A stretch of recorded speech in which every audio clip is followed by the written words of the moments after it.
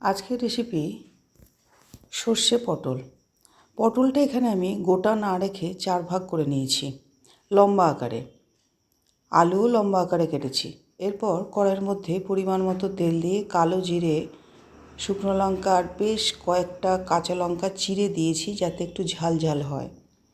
এখন পটলের স্বাদ নেই, তাকে স্বাদ করতে গেলে একটু এইরকম করতে হবে। এবার আলুটা একটু ভাজা ভাজা করে পটলগুলো দিয়ে দিলাম। তারপর একটা ঢাকা চাপা দিয়ে দিয়েছিলাম। সেটাকেও মিনিট 5 পর ঢাকনা খুলে দিয়ে দিলাম টমেটো কুচি, আরও কতকগুলো ছোটো ছোটো করে লঙ্কা কুচি। এরপর একটু নাড়াচাড়া করে পরিমাণ মতো নুন, হলুদ, মিষ্টি দিয়ে নাড়াচাড়া করে আবারও ঢেকে দিয়েছিলাম মিনিট 5 জন্য। এরপর ঢাকনা খুলে অল্প একটু জল দিয়ে দিলাম, হাফ কাপের মতো, কারণ ঢাকা চাপার মাধ্যমে আলু পটল প্রায় 80% সিদ্ধ হয়ে গেছে, তাই বেশি জল লাগবে না। এরপর মিনিট 5 পর ঢাকনা খুলে দেখুন একটুও জল নেই, সমস্ত ভালোভাবে সিদ্ধ হয়ে গেছে।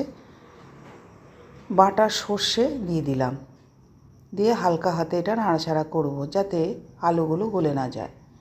আর এটা দিলাম নারকেল কুড়ো, সর্ষের সঙ্গে নারকেল কুড়ো ভালোই যায়। একটু শুকনো শুকনো করে নামিয়ে নিলাম। এই দেখুন এইরকম হয়েছে, খেতেও ভালো হয়েছিল। সর্ষে দিয়ে যে কোনো জিনিস খেতে ভালো হয়, তাই আপনারাও করুন।